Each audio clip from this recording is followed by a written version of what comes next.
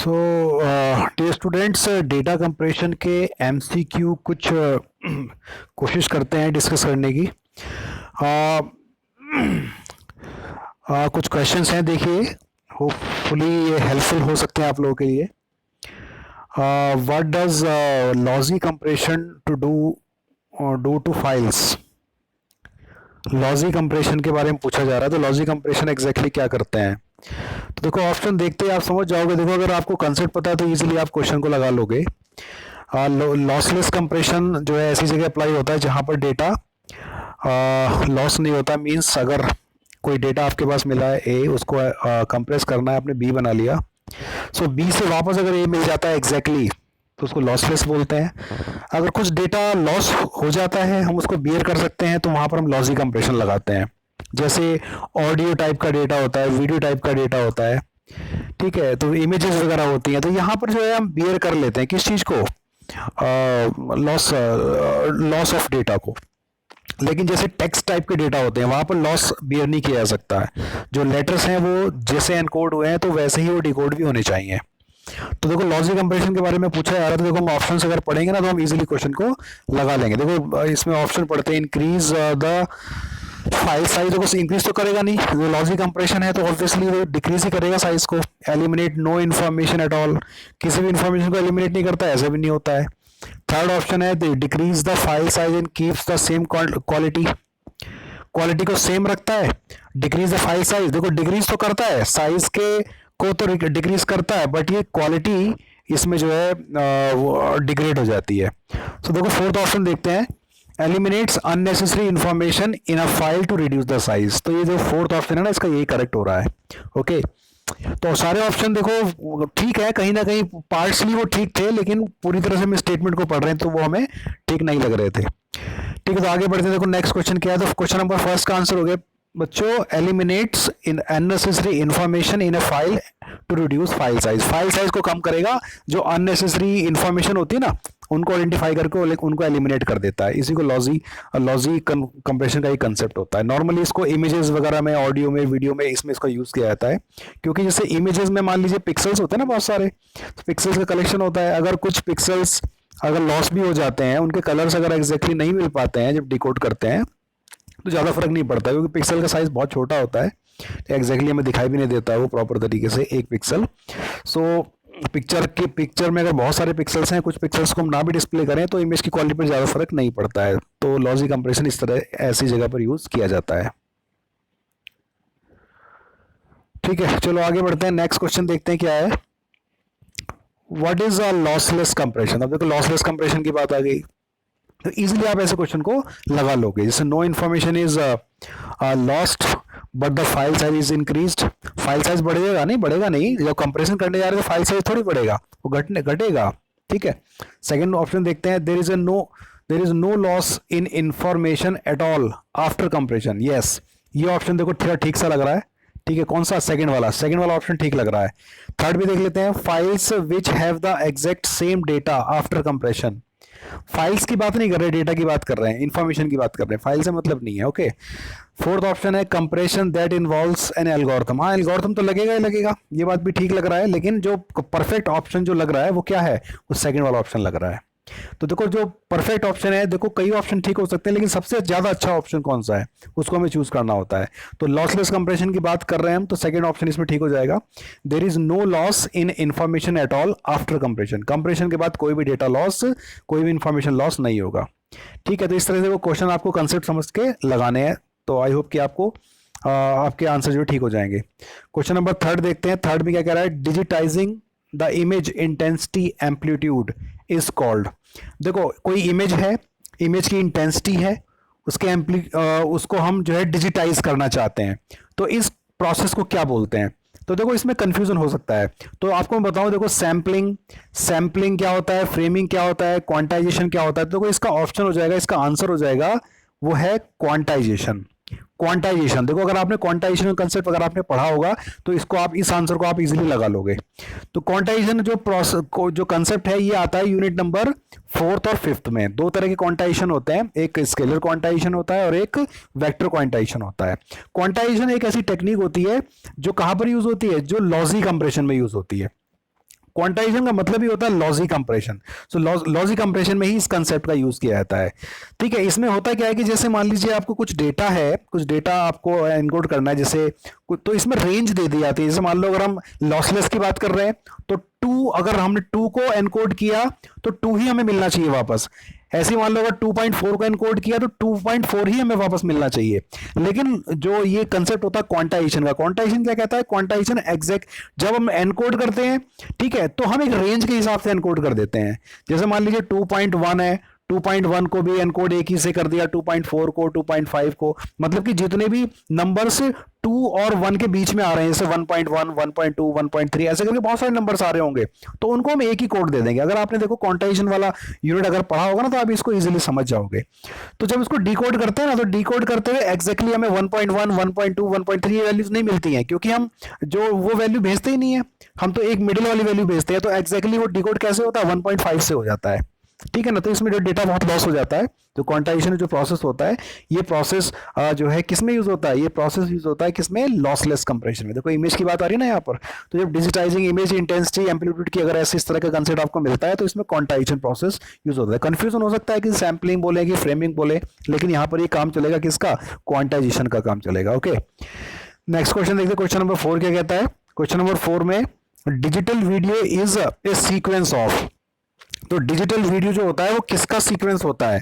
तो ये तो आपको पता होगा, इजीली हम बता सकते हैं। देखो यहाँ पर भी कई बच्चों को कंफ्यूजन हो सकता है, क्योंकि देखो पिक्चर जो दिखता है, जो वीडियो होती है, वीडियो क्या है? Video is a collection of various frames, various pictures, ठीक है। और पिक्चर क्या होता है? Picture is a collection of pixels. और उसमें देखो मैट्रिक्स का कंसेप्ट भी आता है, उसमें कोऑर्डिनेट्स भी आते हैं, क्योंकि आपकी जो स्क्रीन होती है एक्स वाई कोऑर्डिनेट के ऊपर बनी होती है 2D प्लेन में।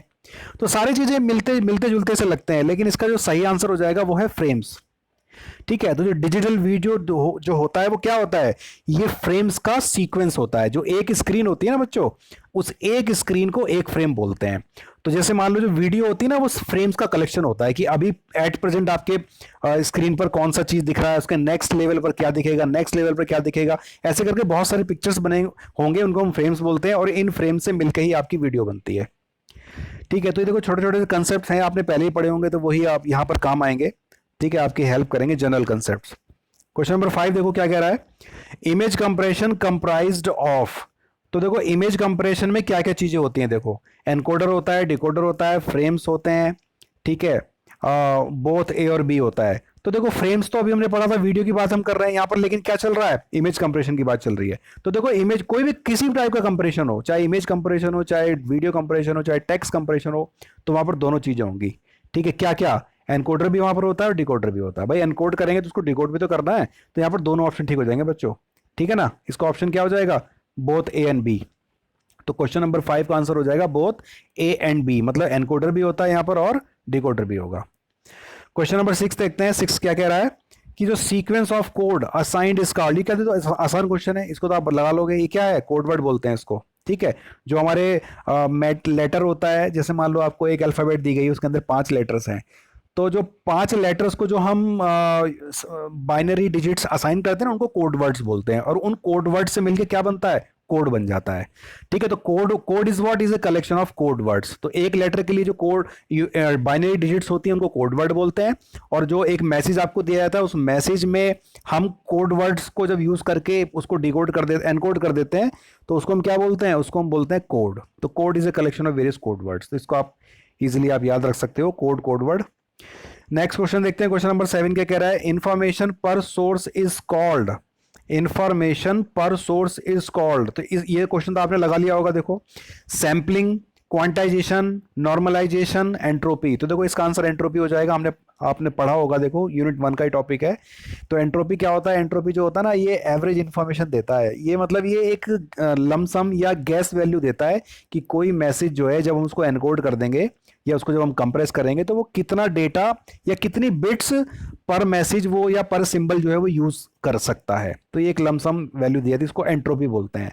तो इंफॉर्मेशन पर सोर्स, एक सोर्स जो है कितनी इंफॉर्मेशन रखता है, और ये जो इंफॉर्मेशन जो बिट्स में मिलती है, तो इसी को हम क्या बोलते हैं? एंट्रोपी बोलते हैं, ठीक है। तो क्वेश्चन नंबर 7 का आंसर क्या हो जाएगा? एंट्रोपी, सी, ठीक है, सैम्पलिंग आपको पता ही है, क्वांटाइजेशन अभी हमने डिस्कस किया था। तो छोटा छोटा ये डेफिनेशंस आप जरूर पढ़ लेना। देखो जो नोट्स पढ़ना बहुत जरूरी है आप लोगों के लिए, नोट्स में जो बेसिक डेफिनेशंस वगैरह वो आपको क्लियर होंगी, तभी आप एमसीक्यू भी लगा पाओगे। अदरवाइज एमसीक्यू आप डायरेक्टली रटने की कोशिश करोगे तो जरूरी नहीं कि एग्जैक्टली आपको वो मिले। अगर कंसेप्ट आपको आता है तो एमसीक्यू आप लगा लोगे, कंसेप्ट अगर आपको नहीं आता तो लगाना मुश्किल होगा।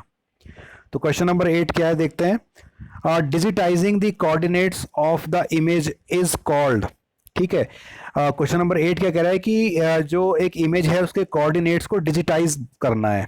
ठीक है, तो देखो फ्रेमिंग किससे रिलेटेड है, फ्रेमिंग तो रिलेटेड होता है वीडियो से, और क्वांटाइजेशन होता है लॉजिक कंप्रेशन से रिलेटेड होता है। ठीक है ना, तो 8 का क्वेश्चन क्या बचा, इसका आंसर क्या होगा, ए, सैम्पलिंग इसको बोलते हैं बच्चों। ठीक है ना, तो इसे इस तरह से आप रिलेट कर सकते हो कि वीडियो से रिलेट कर लीजिए फ्रेमिंग को, इमेज से रिलेट कर लीजिए सैम्पलिंग को, और क्वांटाइजेशन लॉजिक कंप्रेशन। ठीक है ना, so digitizing the coordinates of the image is called sampling, इसको हम सैम्पलिंग बोलते हैं। क्वेश्चन नंबर 9 देखते हैं। Standard rate of showing frames in a video पर सेकेंड आर। देखो ये भी एक क्वेश्चन था, और देखिए नॉर्मली 30 बोला जाता है, जो 30 जो स्टैंडर्ड जो फ्रेम जिसको रिफ्रेश रेट भी बोलते हैं, रिफ्रेश रेट। ठीक है, तो ये 30 फ्रेम्स होता है वीडियो में, जो नॉर्मली रिफ्रेश रेट होता है स्टैंडर्ड इसको बोला जाता है, वो 30 होता है। ठीक है ना, मींस की जो सिस्टम की जो स्पीड होती है नॉर्मली, जो स्क्रीन को रिफ्रेश करने की जो कैपेसिटी होती है नॉर्मली, जो स्टैंडर्ड जो माना गया है वो 30 होता है, मतलब एक सेकंड में 30 फ्रेम्स को एक्सेस कर लिया जाता है। इसी को हम बोलते हैं रिफ्रेश रेट बोलते हैं। कंप्यूटर ग्राफिक्स में आपने इसको पढ़ा होगा, तो ये वही कंसेप्ट है। तो कितने फ्रेम्स एक सेकंड में एक्सेस हो जाते हैं, 30 फ्रेम्स। इसका मतलब ये है कि एक सेकंड में कितने फ्रेम्स एक्सेस हो जाते हैं, 30 फ्रेम्स, ये एक स्टैंडर्ड है, तो इसको भी याद रखा जा सकता है। ठीक है, देखो अभी कुछ इस तरह के न्यूमेरिकल क्वेश्चंस भी बन सकते हैं छोटे छोटे से। 10th क्वेश्चन क्या कह रहा है देखो, an alphabet consist of the following letters A B C D E. E भी है इसमें, देखो बच्चों एक लेटर छूट गया है, इसमें एक लेटर और भी है ई। ठीक है ना, तो इसमें 5 लेटर्स हैं। ठीक है, ए बी सी डी ई। ठीक, ए बी सी डी ई, इसमें जो है 5 लेटर्स हैं। तो ये देखो पी ए, इनकी प्रोबेबिलिटी दे रखी है। तो देखो प्रोबेबिलिटी आपको डायरेक्टली इनडायरेक्टली दी जाएगी। यहां पर देखो डायरेक्टली प्रोबेबिलिटी दे रखी है, कई जगह पर ऐसा होगा कि आपको डायरेक्टली मैसेज ही दे देंगे, A B C D, A B A C D E, ऐसे करके मैसेज दे दिया, तो आप देख लेंगे उसकी प्रोबेबिलिटी आप पर सिंबल की निकाल सकते हो, है ना। कैसे कि भाई टोटल अकरेंस कितनी है लेटर्स की, मान लो 20, और उसमें ए कितनी बार आ रहा है, 5 बार आ रहा है, तो 5/20 ए की प्रोबेबिलिटी हो गई। ठीक है, उस टोटल 20 लेटर के मैसेज में बी की अकरेंस कितनी है, मान लो 4, तो 4/20 जो है इसकी बी की प्रोबेबिलिटी हो जाएगी। ऐसे आप निकाल सकते हो। तो डायरेक्टली इनडायरेक्टली प्रोबेबिलिटी आपको जरूर दी जाती है। तो यहाँ पर आपको डायरेक्टली दे रही है क्योंकि एमसीक्यू टाइप का क्वेश्चन है, डायरेक्टली आपको यहाँ पर मिल रही है, लेकिन थोड़ा लेंथी क्वेश्चन हो जाएगा ये। तो इसमें जो है क्या करना है, हाफमैन कोड निकालना है। ठीक है ना, तो देखो हाफमैन कोड के निकालने के 2 तरीके मैंने वीडियो में बताए थे, एक तो ट्रेडिशनल मेथड होता है, एक शॉर्टकट मेथड होता है। तो शॉर्टकट मेथड से आप इसको लगाना तो मुझे लगता है कि 1 मिनट में आपका आंसर आ जाएगा। ठीक है, उसका तरीका क्या है वो बताया था, एक बार आप वीडियो जरूर देखना, उसमें आपको मिल जाएगा। ठीक है, तो उसमें क्या है कि हम जितने भी ये सिंबल्स होते हैं ना, इन सिंबल्स को इनकी डिसेंडिंग ऑर्डर में इनको सॉर्ट कर लेते हैं। जैसे देखो सबसे ज़्यादा प्रोबेबिलिटी किसकी है, बी की है। ठीक है, मैं कोशिश करता हूँ लिखने की, सबसे ज़्यादा प्रोबेबिलिटी किसकी है, बी की है। ठीक है, कितनी है, 0.4। उसके बाद सेकेंड प्रोबेबिलिटी किसकी है बच्चों, सेकेंड प्रोबेबिलिटी है, देखो ए की भी लिख सकते हैं, सी की भी लिख सकते हैं। तो ये हो जाएगा 4 2 6 2 8 9 10, तो ए की लिख सकते हैं। ठीक है, थर्ड प्रोबेबिलिटी किसकी है, सी की है, क्योंकि दोनों की सेम ही थी।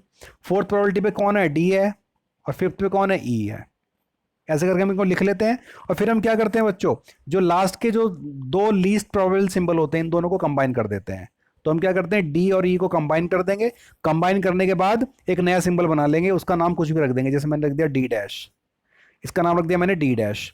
ठीक है ना, तो अब देखो हमारे पास कितने सिंबल बचे, एक तो बचा बी, एक बचा ए, एक बचा सी, और एक हो गया डी डैश। ठीक है, तो अब 4 सिंबल हो गए। अब इन चारों को इनकी प्रोबेबिलिटी के बेस पर फिर से सॉर्ट कर लेंगे, तो बी ए सी की प्रोबेबिलिटी तो वही रहेगी। जो डी डैश सिंबल आया है, डी डैश की प्रोबेबिलिटी क्या हो जाएगी, जो डी और ई की प्रोबेबिलिटी इनकी जुड़ जाएगी आपस में, इनको जोड़ लेंगे हम। तो इनकी प्रोबेबिलिटी कितनी है, 0.1 तो 0.1 और 0.1 को जोड़ेंगे तो 0.2 हो जाएगी। तो डी डैश की प्रोबेबिलिटी क्या हो जाएगी, 0.2 हो जाएगी। ठीक है ना, तो देखो अब फिर से ये, अब हमारे पास कितने सिंबल आ गए हैं। ठीक है, अब सिंबल हमारे पास आ गए B A C D D dash. फिर से लिख देता हूं मैं इनको, थोड़ा सा मैं प्लेन एरिया ले लेता हूं, हाँ यहाँ पर लिख लेता हूँ। ठीक है, तो देखो यहाँ पर आ जाएगा, ऊपर क्या था, डी था, मैं भूल गया। ओके, सबसे ऊपर कौन है, सबसे ऊपर है बी ए सी डी। ठीक है ना, इस तरह से हो जाएगा बी ए सी डी। तो ये सिंबल हो जाएगा आपका बी ए सी और डी डैश है ना, डी डैश। डी डैश क्यों? क्योंकि जो लास्ट के दो सिंबल थे ना उनको हमने कंबाइन कर लिया था। तो अब देखो फिर से हम क्या करते हैं, लास्ट के दो लीस्ट टू प्रोबेबल सिंबल की हम पेयरिंग कर लेते हैं और इनको पेयर बना के एक नया सिंबल बना देते हैं। जैसे नया सिंबल बना दिया मैंने सी डैश। ठीक है, तो अब हमारे पास कितने सिंबल बचेंगे? बी ए सी, तीन सिंबल बचेंगे। और सी डैश, सी डैश की प्रोबेबिलिटी क्या हो जाएगी? सी और सी डैश, इन दोनों की प्रोबेबिलिटी को जोड़ लेंगे तो सी डैश की प्रोबेबिलिटी आ जाएगी। तो अब हमारे पास तीन सिंबल बचेंगे, तो फिर इन तीनों को हम डिसेंडिंग ऑर्डर में सॉर्ट कर लेंगे और लास्ट के दो सिंबल को फिर जोड़ के फिर से उसका एक पेयर बना लेंगे। तो लास्ट में हमारे पास दो सिंबल बचेंगे बस। ठीक है ना, लास्ट में हमारे पास दो सिंबल बचेंगे। तो हम क्या करते हैं, लास्ट का जो सिंबल होता, लास्ट के दो सिंबल बचते हैं उनमें से पहले वाले को तो हम जीरो साइन कर देते हैं, पहले वाले को जीरो और दूसरे वाले को वन। ठीक है, तो देखो अगर उसमें मान लो कोई वहां पर सिंबल लिखा हुआ है ए और एक जगह लिखा हुआ है डी डैश, तो जो ये ए के आगे जीरो लिखा हुआ है तो ये ए सिंबल का कोड हो गया, ए सिंबल का कोड हो गया जीरो। और जो डी डैश के आगे जो वन लिखा हुआ है ना, तो डी डैश तो कोई सिंबल है नहीं, ये तो कंबाइन किया था हमने। तो हम इसकी बैक ट्रैकिंग करते हैं, पीछे की तरफ राइट से लेफ्ट की तरफ बढ़ते हैं। तो डी डैश से हमें वन मिल जाएगा, फिर ऐसे ही मूव करते हुए हम पीछे की तरफ जाएंगे। कब तक जाएंगे? जब तक कि हमें स्पेसिफिक सिंबल नहीं मिल जाता। तो ऐसा हम करते जाते हैं। अगर आपको इसमें प्रॉब्लम आ रही है समझने में, तो इसका जो वीडियो था 1 या 2 वीडियो लेक्चर है शायद, नहीं सेकंड या थर्ड लेक्चर होगा वीडियो का डेटा कंप्रेशन के, इसमें प्लेलिस्ट में पड़ा हुआ है, आप एक बार देख लेना, वहां पर आपको मिल जाएगा। तो ऐसा करके हम जो है ना इनके कोड वर्ड्स बना लेंगे। तो ये शॉर्टकट है, एग्जाम ये 1 या 2 मिनट लगेगा, आपका आंसर आ जाएगा। तो इसमें जो है ना ये पहला आंसर हो जाएगा, एक बार इसको मैच कर लीजिएगा, आप ट्राई करके देखना इस क्वेश्चन को। इसका जो आंसर है ना पहला वाला हो जाएगा फर्स्ट। इसमें जो है ए है, जो ए की जो वैल्यू आएगी वो 0 1 आएगी। ठीक है, ए की जो वैल्यू आएगी वो 0 1 आएगी। ये कोड वर्ड, देखो इनको कोड वर्ड बोलते हैं बच्चों। जो इंडिविजुअल लेटर्स के जो डिजिट्स होते हैं ना उनको कोड वर्ड बोलते हैं। ये कोड वर्ड हैं सारे, ये कोड वर्ड हैं। और जब हम इनको कंबाइन कर देते हैं, कोई मैसेज हमें भेजना है, तो हम जब अलग अलग लेटर्स के कोड वर्ड्स को एक साथ लिखते हैं तो हम उसको क्या बोलते हैं? हम उसको कोड बोलते हैं। ठीक है, तो एक बार इसको ट्राई करना आप इस क्वेश्चन को। ठीक है, इस क्वेश्चन को आप खुद से ट्राई करना और खुद से ट्राई करके इसको सॉल्व करने की कोशिश करना। ऐसे क्वेश्चन भी आपको मिल सकते हैं, छोटे छोटे क्वेश्चन। ठीक है, तो क्वेश्चन नंबर 11 देखते हैं। 11 क्या कह रहा है? ये कह रहा है कि देखो the basic idea behind Huffman coding. देखो हफमैन कोडिंग का बेसिक आइडिया क्या है, तो अगर देखो आपने पढ़ा है तभी आप बता सकते हो। अगर आपने पढ़ा नहीं तो आप इसमें जो ना हिट एंड ट्राई नहीं कर सकते, आप तुक्का नहीं मार सकते इसमें। तो देखो हफमैन कोडिंग का आइडिया क्या है? हफमैन कोडिंग का आइडिया ये है कि जो लीस्ट जो हाईएस्ट प्रोबेबिलिटी सिंबल होता है, मतलब कि ऐसा सिंबल, ऐसा लेटर जिसके आने के चांस बहुत ज्यादा होते हैं, तो उसको हम सबसे छोटा लेंथ का कोड असाइन करते हैं, सबसे छोटा लेंथ का कोड वर्ड असाइन करते हैं। ये इसका कंसेप्ट होता है। तो देखो कहां मैच कर रहा है, आप इसे पढ़ोगे तो आपको समझ में आ जाएगा इजीली। देखो पहला पॉइंट क्या कह रहा है? A compress data by using more bits to encode more frequently occurrence. नहीं, जो ज्यादा फ्रीक्वेंटली अकरेंस लेटर्स हैं, क्या उनको हम ज्यादा बड़ी बिट का कोड देंगे? नहीं, ऐसा थोड़ी होता है। अगर हम जो ज्यादा बार सिंबल आ रहे हैं, अगर उनको हम ज्यादा लेंथ का कोड दे देंगे तो उतनी ज्यादा बार उसको लिखना पड़ेगा, तो साइज बढ़ जाएगा घटने के बजाय। ऐसा नहीं होगा। बी ऑप्शन देखते हैं, compress data by using fewer bits to encode more frequently occurrence characters. ठीक है, आगे देखते हैं और क्वेश्चन क्या है। ठीक है, ये बी हो गया। तो देखो बी हमें ठीक लग रहा है। अभी हम सी को भी पढ़ लेते हैं। Expand data by using, expand थोड़ी होता है, कंप्रेस करना होता है भाई। हफमैन कोडिंग का काम एक्सपेंड नहीं होता है, हफमैन कोडिंग का काम कंप्रेस होता है। डी देखते हैं, तो compress data by using fewer bits to encode fewer frequently occurrence, मतलब कि जो कम, ऐसे सिंबल जो कम आ रहे हैं उनको हम छोटी लेंथ का कोड असाइन करें। ऐसा थोड़ी होता है भाई। ये ऑप्शन बी ठीक हो जाएगा। यहां पर क्या है कि compress data by using fewer bits to encode more frequently occurring characters, मतलब कि आपके मैसेज में जैसे मान लो एक मैसेज लिखा है A B A B A B A B C A, तो इसमें क्या ज्यादा आ रहा है? ज्यादा बार ए आ रहा है ना, ज्यादा बार क्या होना रहा है? ए। तो इसकी ज्यादा अकरेंस हो रही है, फ्रीक्वेंटली अकर हो रहा है, तो हम ए को क्या करेंगे? कोशिश करेंगे कि सबसे छोटी लेंथ का कोड इसको मिले, मतलब कि 0 मिल जाए या 1 मिल जाए, ताकि हम जब भी ए को एनकोड करें तो उसके आगे हम छोटा कोड लिख दें। तो उससे क्या होगा कि साइज आपका बहुत छोटा हो जाएगा, कंप्रेस अच्छा अचीव हम कर पाएंगे। तो ऐसे लेटर जो बहुत ज्यादा बार आ रहे हैं, जल्दी जल्दी आ रहे हैं, बार बार आ रहे हैं, तो उनको हम छोटा लेंथ का कोड असाइन करते हैं। ये किसका कंसेप्ट है? हफमैन कोडिंग का। ऐसे ऐसे क्वेश्चंस आपको मिल सकते हैं, इनको आप रिवाइज जरूर कर लीजिएगा। क्वेश्चन नंबर 12 क्या कह रहा है? Huffman coding is an encoding algorithm used for. Huffman coding किसके लिए यूज होती है बताओ? Files greater than 1 megabit. अरे ऐसा थोड़ी होता है, वो तो चाहे छोटा हो चाहे बड़ा हो किसी के लिए भी काम करेगा। तो पहला ऑप्शन तो गलत हो गया। लॉसलेस डेटा कंप्रेशन, यस ये बिल्कुल ठीक लग रहा है, लॉसलेस के लिए ही यूज होता है ये।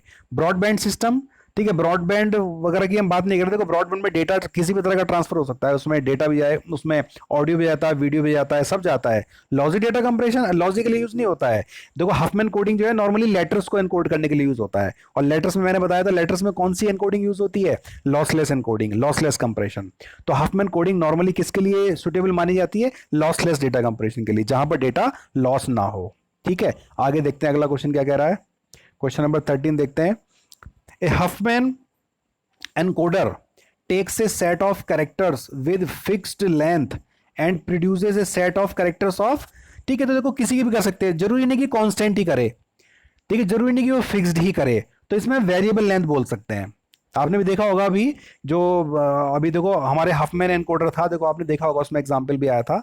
हफमैन एनकोडर क्या करता है, देखो इस तरह कोड असाइन करता है। तो आप देख रहे हो यहाँ पर, देखो इसमें देखो यहाँ पर कितनी बिट है, 2, यहाँ पर कितनी बिट है, 3, यहाँ पर कितनी बिट है, 4, यहाँ पर कितनी बिट है, 4, यहाँ पर कितनी बिट है, 1, तो वेरिएबल लेंथ हो गया ना। तो वेरिएबल लेंथ की कोड असाइन करता है कौन, हफमैन एनकोडर।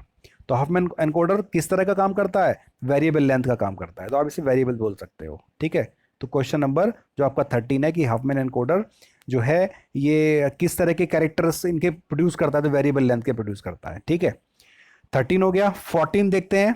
14 क्वेश्चन क्या कह रहा है, देखो इस तरह का एक और न्यूमेरिकल आ गया है, तो ये भी आप यूजिंग फॉर्मूला इसका होता है, फॉर्मूले से आप इसको सॉल्व कर सकते हो। यूनिट जो पहला दूसरा या तीसरा वीडियो लेक्चर है, आप उसमें प्ले लिस्ट में देख लीजिएगा, उसमें आपको मिल जाएगा, नोट्स में भी अवेलेबल है, नोट्स आप रेफर कर सकते हो। तो हफमैन कोडिंग दे रखी है, इसमें कुछ लेटर्स के कोड दे रखे, कोड वर्ड दे रखे हैं, ए का दे रखा है, बी सी डी, ठीक है, और इनकी प्रोबेबिलिटी दे रखी है, P A, P B, P C और पी डी, इनकी प्रोबेबिलिटी दे रखी है। पी ए मतलब ए सिंबल की प्रोबेबिलिटी कितनी है, 0.4, 1 में से 0.4 चांस किसके आने के हैं, मतलब कि 100 में से 40% आने के चांस किसके हैं, ए के। 100 में से 10% आने के चांस किसके हैं, बी के। 100 में से 20% आने के चांस किसके हैं, सी के। और 30% आने के चांस किसके हैं, डी के। तो आपसे क्या पूछा है, एवरेज नंबर ऑफ बिट्स पर लेटर, तो इसकी आप एंट्रोपी निकाल दीजिए, सिंपल एंट्रोपी। ठीक है ना, तो एंट्रोपी आपको निकालना है। तो एंट्रोपी का फॉर्मूला क्या होता है, आपको पता है ना, एंट्रोपी क्या होता है, एंट्रोपी होता है H is equal to summation, summation क्या होता है, probability of the corresponding symbol and then log. ठीक है, लॉग होता है, लॉग के साथ 2, और 2 के आगे क्या लिखा होता है, 1/P AI। ठीक है, तो प्रोबेबिलिटी जो सिंबल है आपके सारे, समेशन क्यों लिख रहे हैं हम, क्योंकि सारे सिंबल के लिए करना है। तो हम यहां लिखेंगे, यहां पर हम पहले लिखेंगे क्या, हम लिखेंगे पहले ए सिंबल की प्रोबेबिलिटी, ठीक है, प्रोबेबिलिटी ऑफ ए, फिर हम लिखेंगे log 2 और 1/, प्रोबेबिलिटी ऑफ ए। ठीक है, तो फॉर्मूला सिंपल। फिर ऐसे ही करेंगे हम बी के लिए, प्लस करके बी के लिए, फिर प्लस करके लिए सी के लिए, फिर प्लस करके डी के लिए, और इसको सॉल्व कर लेंगे। कैलकुलेटर यूज लेके बैठना, आप लोग कैलकुलेटर यूज करना पड़ेगा। तो आप इसे सॉल्व कर लोगे, आंसर इसका लगभग 1.9 बिट आ जाएगा। ठीक है, आप इसको सॉल्व कर लेना, इतना आ जाएगा इसका 1.9 बिट। तो एवरेज नंबर ऑफ बिट्स जो यूज होंगी 1.9 बिट इसकी यूज होंगी। तो क्वेश्चन नंबर 14 का आंसर ही हो जाएगा। ठीक है ना, और देखो ये क्वेश्चन देखते हैं क्या कह रहा है 15। In a typical picture most pixels will be, देखो ये क्वेश्चन बहुत अच्छा लग रहा है, ठीक है, दिखने में आसान लग रहा है, लेकिन जब इसे सॉल्व करने बैठोगे तो कंफ्यूजन हो जाता है। तो लेकिन कंसेप्ट अगर आपको आता है, देखो यहाँ पर कंप्यूटर ग्राफिक्स के भी कुछ ना कुछ कंसेप्ट आपको देखने को मिलेंगे जरूर। ठीक है ना, तो in a typical picture most pixels will be, पहला ऑप्शन क्या है, very difficult to their neighbour, very different to their neighbours. देखो मैं आपको बता देता हूँ, पिक्चर में क्या होता है, जो आपकी इमेज होती है पिक्चर में क्या होता है कि जो आसपास के जो पिक्सल्स है ना, उनके एक जैसे होने के चांसेस बहुत ज्यादा होते हैं, है ना। जैसे जैसे आपकी पिक्चर है, टॉप लेफ्ट कॉर्नर पे रेड कलर आपको दिखाई दे रहा है, तो वो रेड कलर एक पिक्सल का थोड़ी है, वहां तो हजारों पिक्सल्स होंगे, क्योंकि आपकी स्क्रीन पर लाखों करोड़ों पिक्सल होते हैं, depending upon the size of the screen. जैसे मान लो आपकी स्क्रीन का साइज है 100,000 बाई 1000, तो 3 और 3 6, 60 लाख पिक्सल हो जाएंगे, है ना, 60 लाख पिक्सल। तो मान लो एक जगह एक छोटा सा पोर्शन हमने लिया, मान लो तो वहां रेड कलर है, तो वहां एक ही पिक्सल रेड थोड़ी है, वहां तो आसपास के सारे पिक्सल्स ही रेड होंगे ना। तो ज्यादा चांस ये होता है कि पिक्सल्स के आसपास के जो पिक्सल्स होते हैं वो सेम कलर के होते हैं, ये कंसेप्ट होता है। आप देखो उसमें कौन सा फिट बैठ रहा है। तो फोर्थ का जो इसका 15 का जो डी ऑप्शन ठीक लग रहा है। देखो very similar to their neighbours, जो इमेज में जो पिक्सल्स होते हैं ना, वो अपने आसपास के जो नेबर्स के पिक्सल्स होते हैं उनके जैसे ही होते हैं, बस ये कंसेप्ट है। ठीक है ना। तो बच्चों देखो ये 15 क्वेश्चन मैंने कोशिश की थी, देखो ये मैंने थोड़ा इधर उधर से सर्च किए थे, कुछ एक दो क्वेश्चन मैंने खुद से ही बनाए थे। ठीक है, तो कोशिश की थी एक बार कि शायद आपकी कुछ ना कुछ हेल्प हो जाएगी। और डेटा कंप्रेशन के मैंने इतने वीडियोस लेक्चर्स भी दिए हैं, तो मुझे लगा कि ये एमसीक्यू का आपका एग्ज़ाम होने वाला है और ये it is happening for the first time. So no one can जज कि किस तरह का एक पेपर आएगा, कैसा आएगा, इजी आएगा, टफ आएगा, थ्योरेटिकल आएगा, उसमें न्यूमेरिकल्स नहीं होंगे, कुछ नहीं कहा जा सकता। लेकिन ये है कि आप अगर आपको बेसिक कंसेप्ट, आपने नोट्स पढ़े हैं, कंटेंट्स आपने पढ़े हैं, तो आप इजीली जो है क्वेश्चंस को लगा लोगे। और और कुछ क्वेश्चंस को आप प्रैक्टिस कर लीजिएगा। तो देखो आप गूगल करिए, गूगल पर आप देखो डेटा कंप्रेशन के टॉपिक वाइज जो क्वेश्चंस उनको सर्च करिए, और सर्च करने के बाद उनको लगाइए, आप उनको सॉल्व करिए एक बार। लेकिन वो फायदा तभी होगा जब आपने बेसिक कंसेप्ट पढ़ा होगा। ठीक है, अगर आपको बेसिक कंसेप्ट नहीं पता ना, तो ज़्यादातर क्वेश्चंस में आप लोग फंस जाओगे। तो एक बार आप पहला अच्छा तरीका ये है कि आप पहले कंटेंट्स को एक बार गो थ्रू हो जाइए, सारे जो वीडियो लेक्चर्स आप देख लीजिए, नोट्स हैं उनको एक बार पढ़ लीजिए। पढ़ने के बाद आप गूगल से सर्च कीजिए। मेरे को टाइम मिलेगा तो मैं भी ट्राई करूंगा कि और क्वेश्चंस बना करके मैं आपको प्रोवाइड करा दूंगा। ठीक है, अच्छे अच्छे क्वेश्चन जो होंगे, क्योंकि बहुत सारे क्वेश्चन मैंने भी सर्च किए, मुझे मिले, लेकिन ज़्यादातर तो वेस्ट हैं, वो उनको पढ़ने का कोई फायदा नहीं है, क्योंकि वो कॉमन चीज़ें, इतना तो आपको जनरल नॉलेज पता ही होगा, तो वहाँ टाइम वेस्ट होगा। अच्छे क्वेश्चन जो आपके एग्जाम पॉइंट ऑफ व्यू से अच्छे हो सकते हैं, ऐसे क्वेश्चन को सर्च करना, उनका बंडल बनाना, उनको प्रैक्टिस करना, ये टिपिकल टास्क हो सकता है। तो मैं कोशिश करूंगा कुछ और क्वेश्चंस के सेट में आपके लिए सर्च करके बना करके आपको प्रोवाइड कराऊंगा। आप लोग भी जो है गूगल से सर्च करना, गूगल सर्च करो, कहीं ना कहीं बहुत साइट्स ऐसी मिलेंगी जहां से आपको डेटा कंपैरिजन के क्वेश्चंस मिल जाएंगे, उनको आप प्रैक्टिस करना। ठीक है बच्चों, तो आई होप कि आपको कुछ अच्छा लगा होगा, और मैं और आगे भी कोशिश करूंगा, ट्राई करूंगा, टाइम में जो मिलता है तो मैं आपके लिए आपके ये कुछ क्वेश्चंस बनाने की कोशिश करूंगा। ठीक है बच्चों, थैंक यू सो मच।